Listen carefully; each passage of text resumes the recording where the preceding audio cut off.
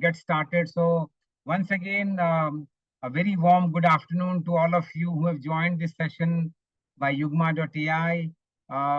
This is a session where we are talking about students, our learners, who are the talent of the future, who are the future talent of this country. And I'm going to talk about today about all the research that we have done and some of the findings from the research. Given our mission of touching the lives of 500,000 learners in the next few years by 2030, we are building an ecosystem across universities, colleges, and connecting campuses to corporates to make sure that the talent pipeline is built and the corporates get the right kind of talent, trained, mentored well, and when they join corporations, they really become employable. So I think this is education meeting the industry and making sure that our students, our talent is really ready with the kind of skills, that industry is looking for, corporates are looking for. So welcome to this session. I'm going to share some of our insights from the research and how are we going to leverage this research to provide an offering to our students who are studying in various graduate colleges, management colleges, and engineering colleges. Let's talk about the skill gap, and what's coming out from some of the study that, industry has done, some of the study that we have done. And of course, we today work with more than 5,000 students every year across 50 plus campuses, across 15 plus cities. And therefore, some of those insights I'm going to share today. Now, first talking about, the skill gap, I think, various studies, if you see, which has been done by the Skill Council, by NASCOM, by various industry bodies, NGOs who are active in this field, you will hear a story about 30%, 40%, 50% skill gap, right? And this is really, this is a real gap, right? And how do you see this? If you talk to recruiters who go to campuses, we speak to a lot of managers who go as recruiters representing their company. And we ourselves recruit for various companies. And we recognize that some of the basic skills in students are not up to the mark or missing, right? And so therefore, when these talent, when these graduates go to companies, obviously there is a gap, very, very clear, visible gap that we can see when they start really operating in the role. And I think that's where industry calls that as skill gap. And I think the study has shown that there are more than 50% of graduates actually lack some of the core skills, and we're going to talk about that kind of a theme of how do we understand. Now imagine a country like India, we are considered to be the fastest growing large economy in the world, right? So if you draw out the list of 10 top economies, we are probably there in number 5, and we are growing the fastest. But look at the skill gap. And I think if our GDP has to grow and grow beyond the numbers that's expected, let's say the World Bank and other agencies kind of project 6.5%, 7%, if you have to really touch that number or go beyond that number, the skill gap has to be narrowed. And I think that's where Yugma.ai mission comes in. This is not a business for us. This is like a mission. How do we contribute to our nation? How do we contribute to our society in building this, bridging this skill gap that we visibly see? Let me kind of talk about some of the inputs from our recruiters that we have spoken. What do they really say?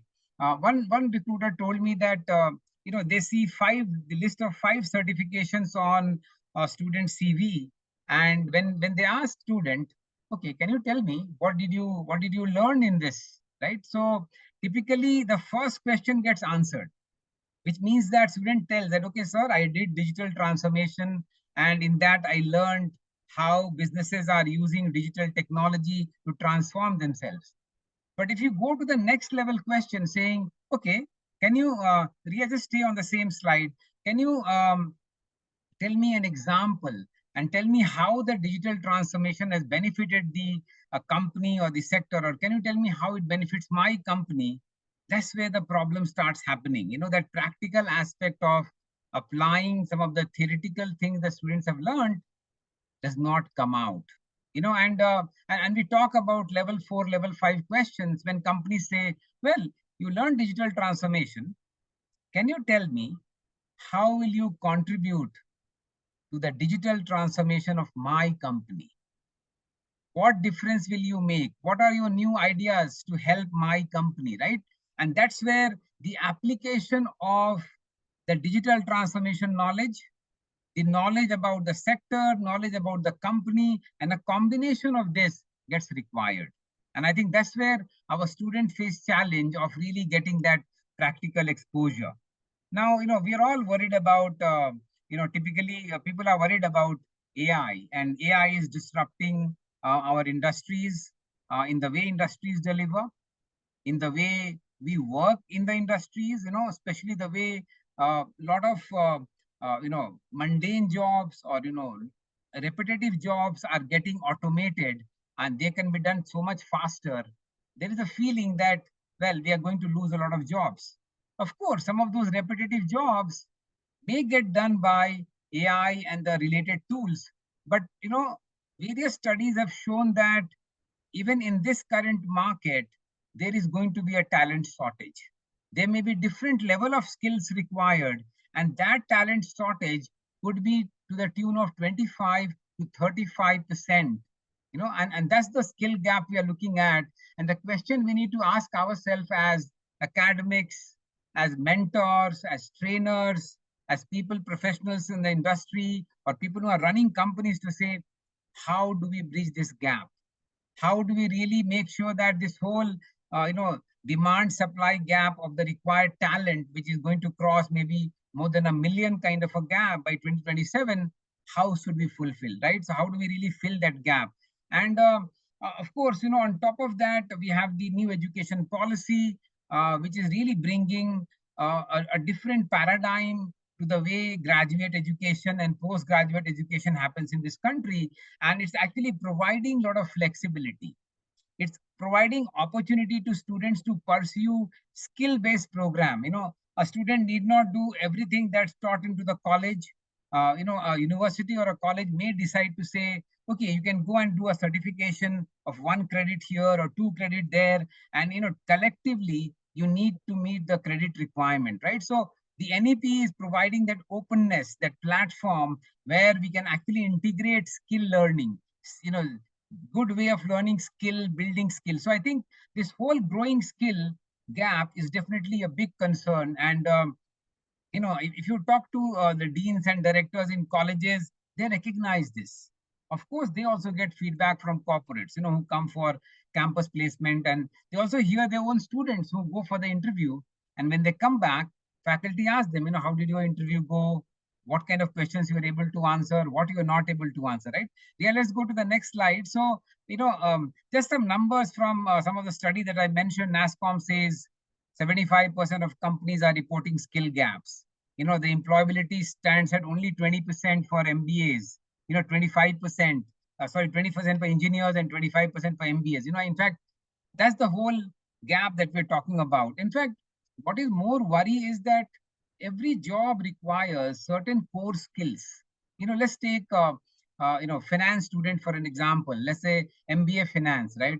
Now, when you do MBA finance, you should be able to understand the basics of financial management and be able to answer some of the questions. If somebody says, can you explain me the difference between a balance sheet and a profit and loss account?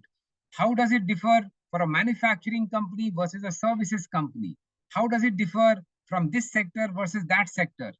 Are you able to explain that? Are you able to relate to that kind of a question, right? So we find that students are unable to answer or articulate even some of the basic nuances of their own functional area. Let's say a finance or a marketing or human resources or operations. So I think those basic gaps. Now, on top of that, industry is also obviously facing their own attrition levels, and that's where the corporates have a challenge. So while they take new people, they come with gaps, and then attrition is there. So, the gap becomes much wider, and that's where it becomes challenging for companies to really meet their, skilled workforce requirement and be able to deliver what they have planned for. If you move on, you will see that so what is Yugma really doing? I think I'll briefly talk about our organization. What we stand for is we are building this whole ecosystem. So last 15 years, we have been working with colleges, now 50 plus colleges. We would have touched about 100 plus colleges doing various stuff, but on a regular basis, we work with 50 plus colleges across 15 cities. And, as more and more engagement happens with universities and colleges, what we hear is more requirements come in, and that has led to this whole what we call as the ecosystem of moving from academics to corporate. So if you look at our offerings, while at the center is the mentoring of student, you know mostly through an offline mechanism, we deliver classroom based programs face to face with sessions. Our mentors work in classroom with the students and kind of work with them using activities, simulations, case studies, but it's all about face to face, conversation based, be able to answer questions of the students, in the classroom. And I think that's been our core strength, our mentors being in the classroom and working with the students. So that's the core of the work. Look at what else do we do? We work with the faculty of the colleges for faculty development program. We look at building their skills.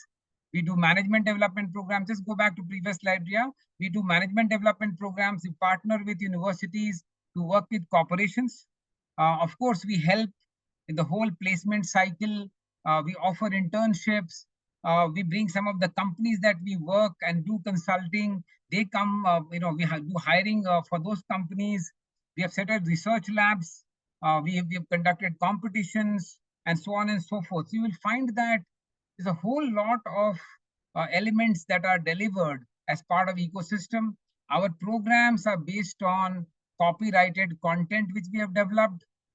They include assessments, simulations of various kinds, so that there is an overall holistic view and understanding of how students need to get started, what skills do they need to pick up, and how should they really build their skills. So this is a whole ecosystem that we are building. The objective is how do we really work together to build future ready talent for our corporations. If you move to the next slide, you will see some of the metrics of our work that we have done. So our parent company is VMentor.ai, and we are a boutique consulting company working with large and mid-sized corporations. We also have a Section 8 company called Yugma Employability Foundation, which works on building thought leadership on employability. We work with state level and central level agencies. For example, we are partners of NASCOM. And as part of this ecosystem, we recognize that we need to onboard those companies as partners who can work with us in this ecosystem. So you will have on one side Retailer Association of India, the RAI. You've got NASCOM on the other side. We are members of various associations, including the NSDC, the MCCIA in Pune, Startup India. We partner with assessment organizations like the Gallup, Harrison. So the objective is to bring in some complementary partners who ultimately contribute in this ecosystem.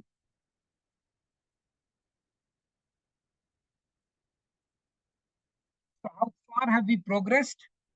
Well, this is 14 plus years of journey. As you can see, we have touched 250 plus colleges, more than 30,000 students, worked with 65 plus corporations, and delivered a lot of outcomes for both college and corporations. If I just specifically focus on Yugma, our focus has been to help student get placed, because that's the primary objective with which students come to colleges. That's how colleges and universities attract students. The ultimate objective is I want to get employable. I want to earn money for myself and my family, right?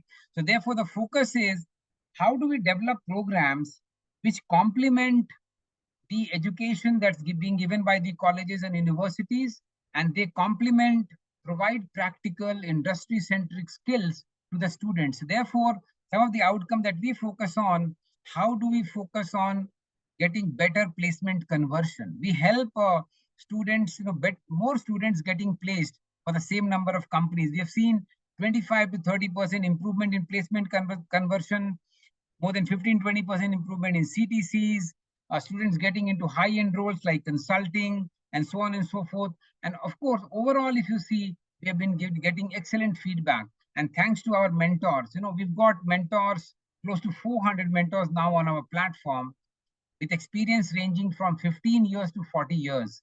And you can look at these mentors, they all have done middle management or CXO roles in variety of companies, all kinds of companies at various levels of roles, CEOs, CXOs, head of department, being program managers, delivery managers, senior managers, those kind of roles they have played. And they are the one who are very committed to provide mentoring to our students, right? So if you move on, I just want to come to the whole certification quickly. We'll run through our customers list. This is our list of the colleges. While you may see some of the top end colleges, our focus is to work with tier 2 and tier 3 colleges and tier 2 and tier 3 cities, because that's where I think the required support is needed to really enhance the skills and build the level of employability. If you look at some of our corporate customers, go to the next slide, you'll see corporations we work with across IT, BFSI, healthcare, manufacturing. Next slide, and some of the other companies that we work with. So long list of companies that we work with, the advantage of us working both for corporations and working with educational institutions, kind of really you will see this whole thing working very, very well, because the same set of mentors, go and deliver consulting work, capability enhancement work, coaching work in the corporations, and that knowledge, that experience, they bring it back, and that experience is then shared in the classroom with students. So that's the big value add that our mentors bring on the table. Unlike maybe some, let's say, freelancing experts who have left their job, and they're kind of providing mentoring to students, they seem to be getting a bit disconnected from the corporate world. However, here our mentors work both, in both the sides, working both in corporations and colleges. Therefore, they are able to bring that life kind of experience. Now, if I just come back to our overall model, the philosophy that we run, what we call as 4-stage placement philosophy, focuses on how do we get students placed at the optimum level. Let's say a range which is defined for a tier 2, tier 3 colleges and cities between 6 to 8 lakhs. But then there are students who look for, can I get better roles? Can I get roles of a choice in a choice of my sector? So somebody says, I want to work in sustainability in, let's say, green energy sector. I want to really work in artificial intelligence in the automobile sector, right? So how does a student work identifying the sector? How do they work identifying various roles? And then we go and help them understand sector analysis, company analysis. So that allows them to take up roles of their choice, job of their choice. Now, if you move to the next level, there are a lot of companies who hire management graduates as management trainees, and these individuals are then fast tracked. Some of these roles require, or companies expect, higher level of management skills, skills that typically were required, or to be developed in the next 5 years, 7 years. Companies are now expecting management students, especially, to bring those skills. Typical skills like, can you come and solve problems in my company? So, do you have problem solving skills? Can you demonstrate use of, let's say, new age, process models like digital transformation, design thinking? Can you build models? Can you review our business model and suggest, a different model to work with the customers? Can we optimize our models? How do we do it? How do we really manage yourself? How do you manage small teams? And then some of the advanced management skills. So again, we kind of try and bring some of these skill enhancement programs, for the students. So if you look at broadly, the objective of Yugma is looking at the gaps that corporates are finding, the skill gaps in students. We are trying to bridge that through this 4-stage model. If we move on, I'll now come to certifications and how this whole philosophy has been translated to certifications. I was talking about our research. So our team, along with this year again, like every year, we got 10 odd interns working with us.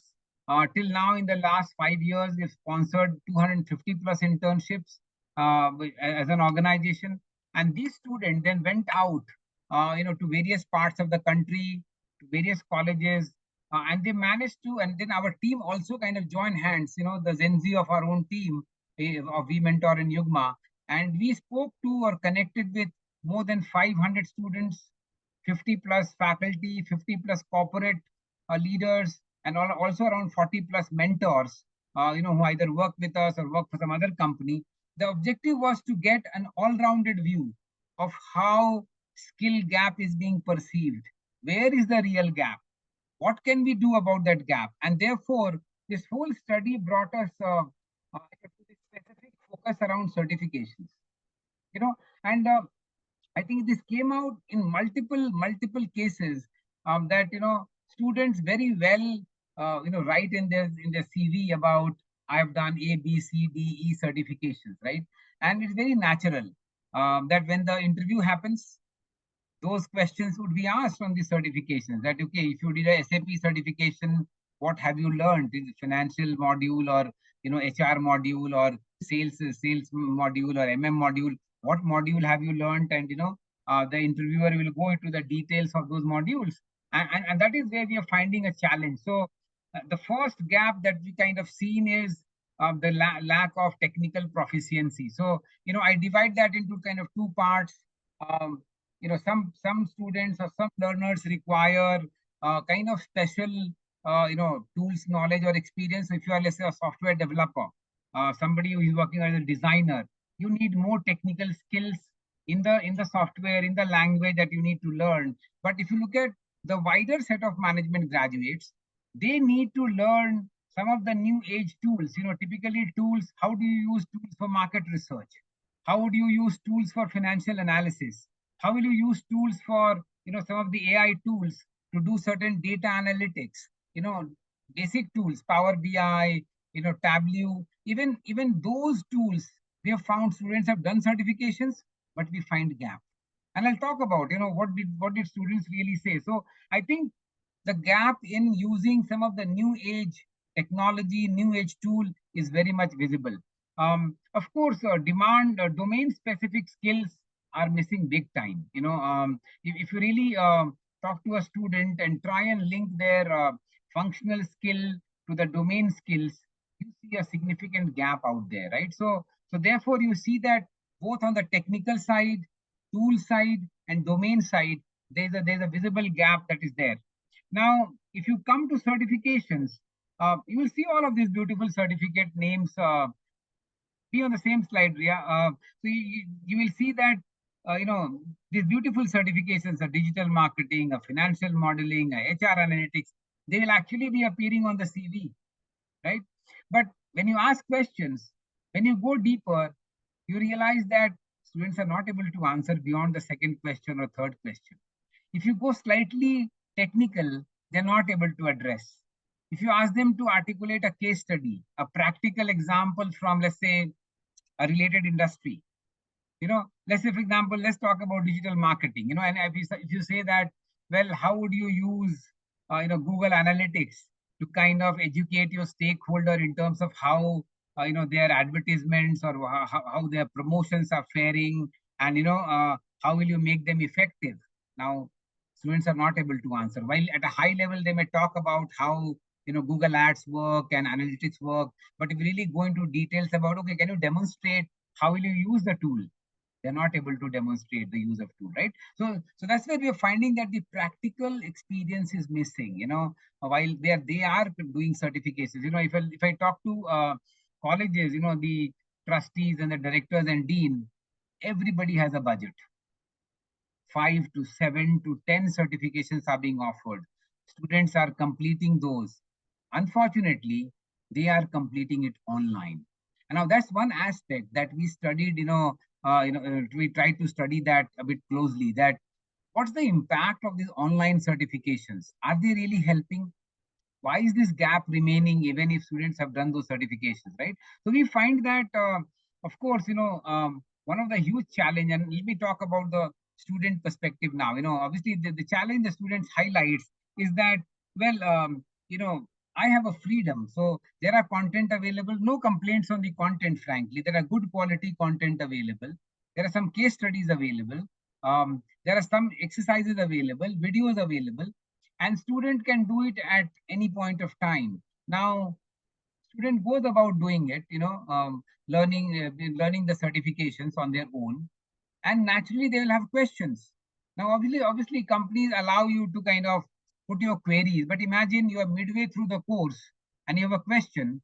You put a query, what do you do next? Now should you move forward? Without that question being answered, you are not able to understand the next concept. How will you link that gap with the concept now? And that is where students are getting stuck. So what's happening is students are finding that while doing certifications, there are obvious gaps. They can't have immediate answers. In some cases, there are institutions who do once in a week clarification sessions online. Some students are able to get clarification, some are not able to get clarification. Now, once those gaps remain, student just goes about manually completing it and thinking that, okay, at the end I need to give some assessment. The focus therefore becomes, let me understand what assessment is going to come, let me clear that assessment, and let me call that I have cleared the certification. Now that's what is happening, right?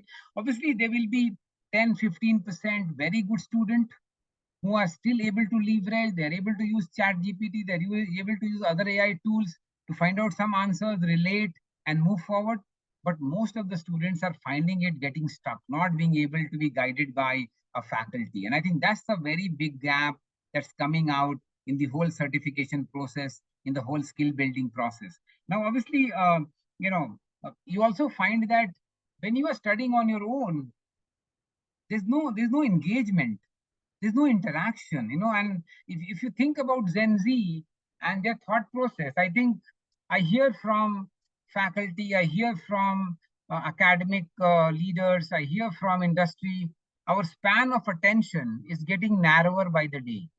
If you're sitting at home and studying on your laptop or iPad, you find that after 20 minutes you're feeling bored, and saying, okay, I'll come back and complete the course later, right? And ultimately it becomes, can I complete the assessment and clear the certification? I think the whole value of being together with a cohort, being able to work in small groups, being able to debate with each other, like minded students, being able to build peer learnings, being able to be mentored online or being able to mentored in the classroom by the mentor. I think that's the big missing element in this whole certifications. And I think our corporates, people who come for hiring in the colleges are calling out straight away that, look, there's no point adding so many certifications on your CV when you can't answer. Have only one, have only two, but be able to demonstrate what skill did you pick up, what knowledge did you pick up, how will you practically implement it. Now that's what it brings to the whole example of the real world project exposure, and that's another gap we are finding, that students are hardly doing any live project because they are learning on their own. The max that they do is either they read a case study which is there, and the case study generally would be a bit old case study, or you will find that they may go and do some Google search or AI search to find out some company examples, and that too the best of the students would do it, and therefore we are finding that the application is missing. How industry is currently applying is completely missing, or there are significant gaps, and real world projects are not being done, where you build a group of 5 students and you deliver. Just to talk about our experience of doing this, we run a program, a similar certification called industry research.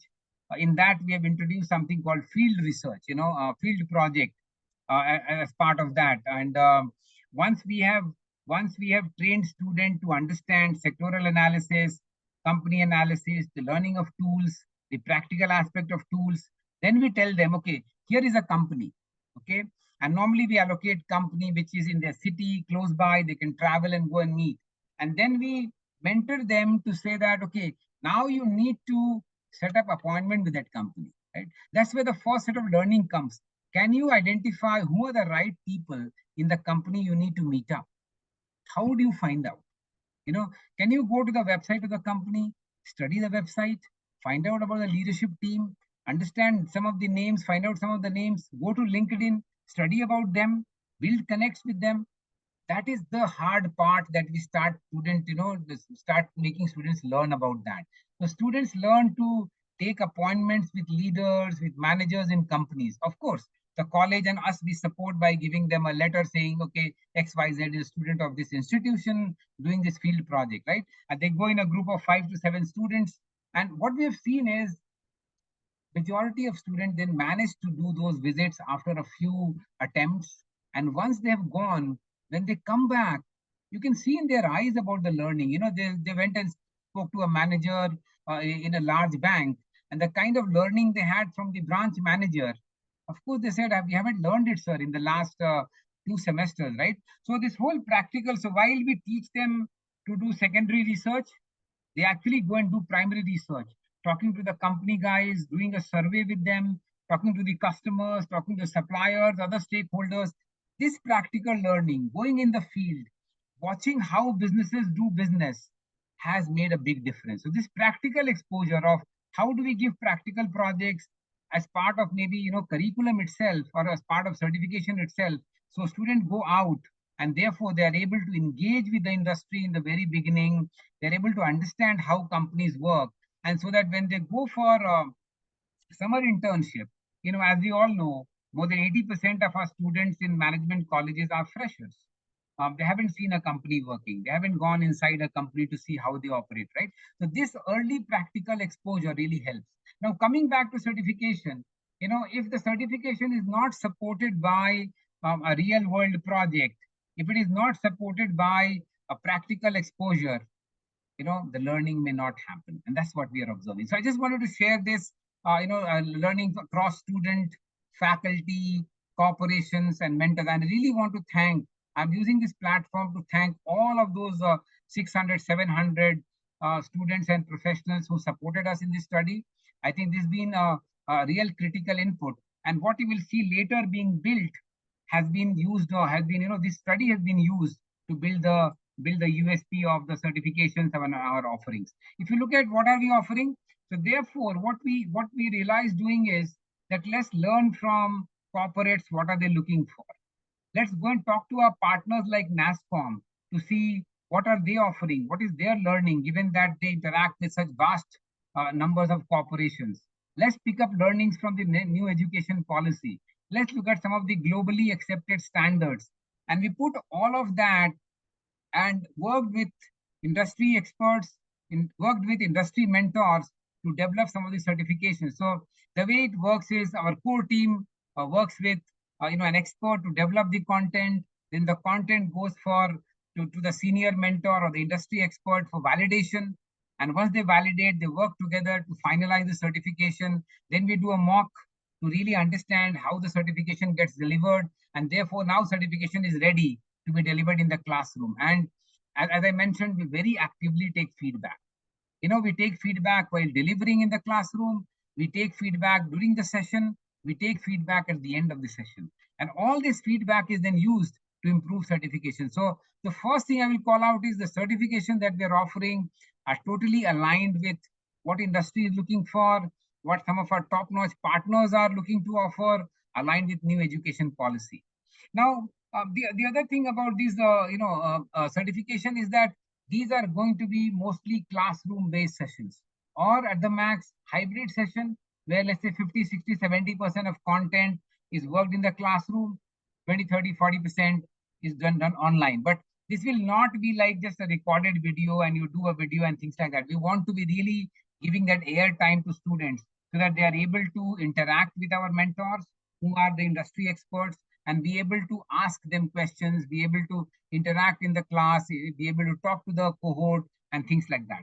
These certifications can also therefore be offered as 1 credit and 2 credit. That's how we have designed using the new education policy and we've integrated various practical aspects. How can you do things hands-on? Use tools, so learn tools within the whole certification. How will you go and deliver a project so that you learn the practical nuances of the concept? And the ultimate objective is the projects and certifications are aligned with the overall objective of the student, which is getting placed. So how do you make sure that it supports them in the initial placement and it also shows them the path of the future? So how do you build your career? So I think we've used these kind of factors to really design some of the certifications, and I'm very happy to share what are some of the certifications that we have developed and we are going to be offering to our students across colleges and also to corporate professionals. To go next. Okay, so here we are, and thank you so much for joining again. We are launching the Yugma certifications today, using all the learning that I talked about in the last 30 odd minutes. And let's see a glimpse of the Yugma certifications. Go next. Okay, so we're going to share our top 5 offerings and then what are the next 25, 30 offerings. I think as we all know, artificial intelligence is now getting at the core of management work. So our research, again, when we research, we ask students, we ask deans and directors, faculty, corporate, saying that, okay, what are the top certifications you want us to develop? So what I'm showing you top 5 and then the next are those which has actually been voted by our students and our faculty as the most preferred one, and also people from corporate who are either managers or senior managers or recruiters and things like that. So the first one, fundamental of prompt engineering with applied AI, and this is a program which we have developed.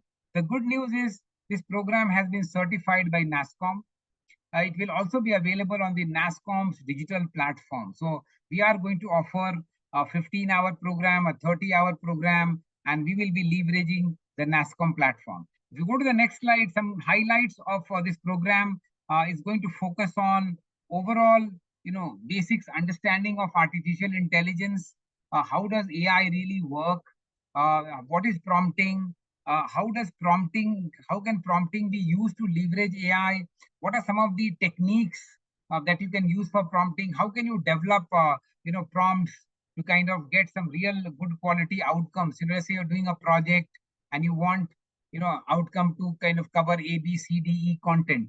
How will you develop that content to kind of bring those level of content? So advanced prompting techniques, and then this whole learning will be reinforced through various classroom-based activities. So students will actually be doing some practice sessions on writing prompts. They'll be presenting in the class. Mentor will be giving feedback. They will be refining it. So the whole thing will happen, on a very active basis in the classroom or online. And the objective is to give them an hands-on experience, and obviously we are going to give them a number of prompts which will be useful for their own specialization, whether finance, marketing, operations, HR, and so on and so forth. So this is the program getting built. It will be hosted on the NASSCOM platform. Okay. Going next, of course, there are 5 modules. So introduction to AI and prompt engineering, then the core principle as I talked about, then advanced prompt engineering. How would you apply? So a lot of use cases we have brought in, and that's where our experience of working with corporations and implementing AI with them, we are bringing it here as like case studies. And then how would you do a prompt engineering live project with the mentor, guided by the mentor, and that's how you complete the certification. We'll also help them prepare for and clear a test, and after which they actually get a Government of India NASSCOM certificate. That's something that we're going to offer to both corporate learners as well as college learners. If you move on to the second one, I'm just conscious of time. I'll quickly cover the rest, and then we can open up for question and answers. Well, digital marketing, you would say, has been an old offering, right? And there are hundreds of courses available. So why have we come out with this? I think we found some obvious gaps. We found the practicality missing. We found the application missing. So as a management student, what will a management student do when they join a role in a company? How will they leverage their digital marketing learning? Is something that we're building, and how would you integrate the AI application as part of this. That's what we're going to build.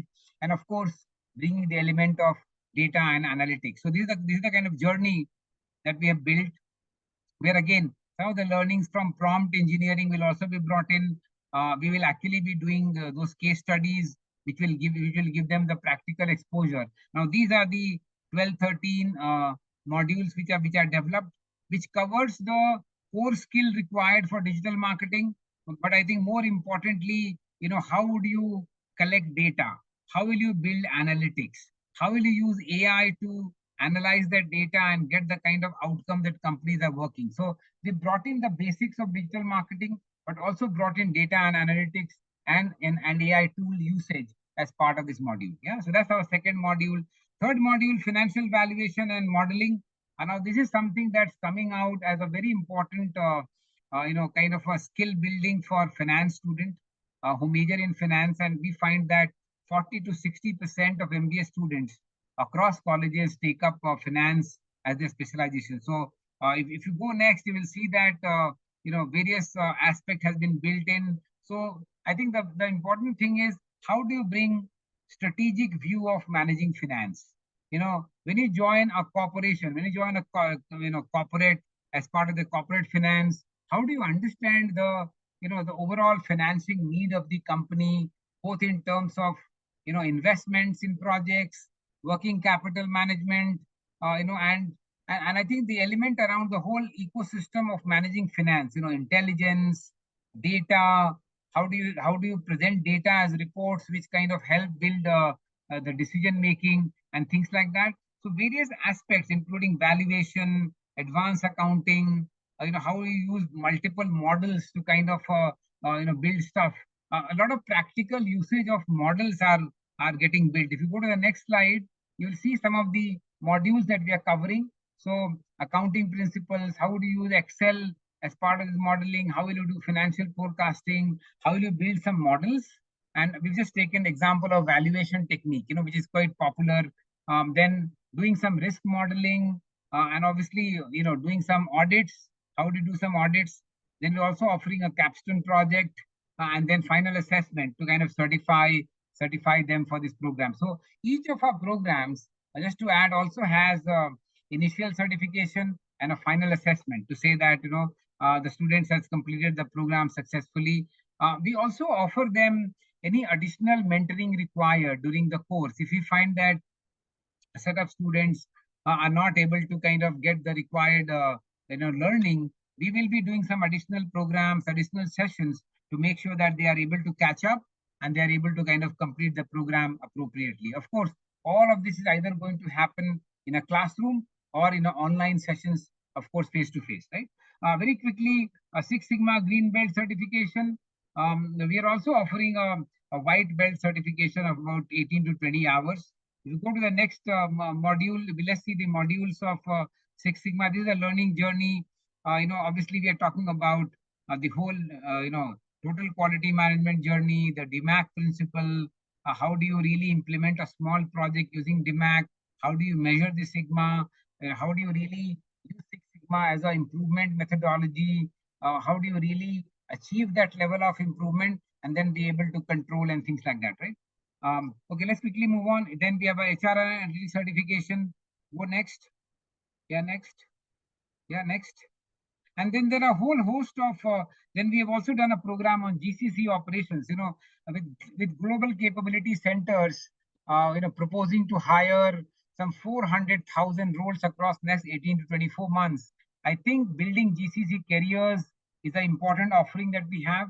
We were earlier doing a 3-hour session with students to tell them how to build their GCC careers. Now we have built this module, a 15-hour and a 30-hour module, and this is like a certification that you get certified, and that helps you target a GCC, get placed in a GCC, right? So these are the top modules that we have developed, and this top has been identified by the students themselves. Then you will see a whole host of certifications, right from sales, whether it's BFSI sales or traditional sales in FMCG retail. Then you've got new age modules like design thinking, supply chain, risk management. Within the financial domain, security analysis, you will see some of the tools like Python, Tableau, Excel, and data analytics. So all of these are being offered as certifications. If you go next, a lot of focus around analytics like marketing analytics, financial analytics, operational analytics, and then there are certain HR based certifications like compensation and benefits, learning and development. How do you develop yourself as an HR business partner?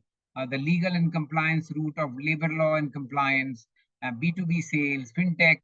So there are a variety of about 35 certifications that we are offering. So that's the overall offering that Yugma is providing, and we'll be very happy to provide more details to you once you connect.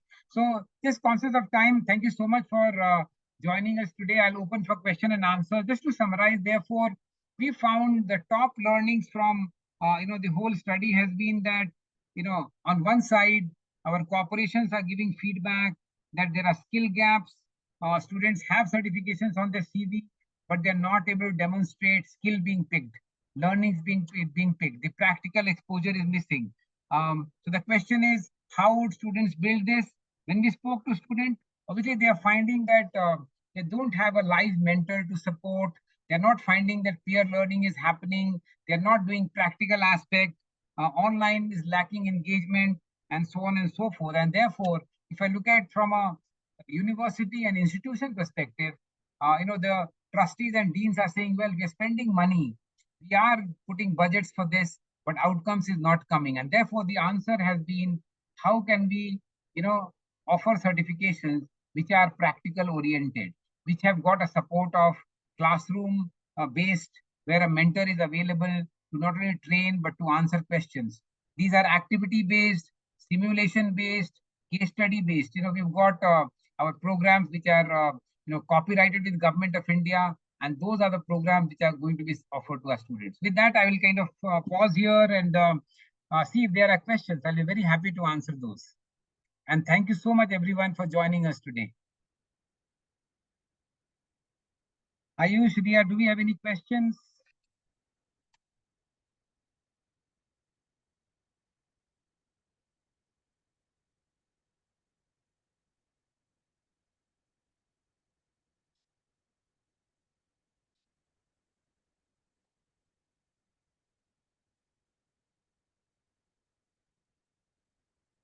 All of you who are attending, any questions, please ask questions. Very happy to answer. I hope you got a sense of what we are offering, and the whole focus is on the practical aspect. How do we really give them hands-on experience? How do we really give students a practical exposure? Give them exposure to the latest case studies and things like that, right? So the whole practicality is getting built. I'll be very happy to hear your response. And maybe a thumbs up to say you're all aligned with what I talked about, and we'll be very happy to connect with you on a one-on-one basis, or you can connect with me on LinkedIn, send message to us, and our team will be happy to connect with you. I also ask you to kind of, go and follow Yugma on LinkedIn, follow VMentor.ai, and we publish a lot of content. Ask your students to follow us, because, they'll be getting a lot of learnings, from the posts that we make. And we keep sharing with them a lot of our research, a lot of the learnings that we have. Our mentors would come and present, and the objective here is to add value to the ecosystem. So that's what we are doing.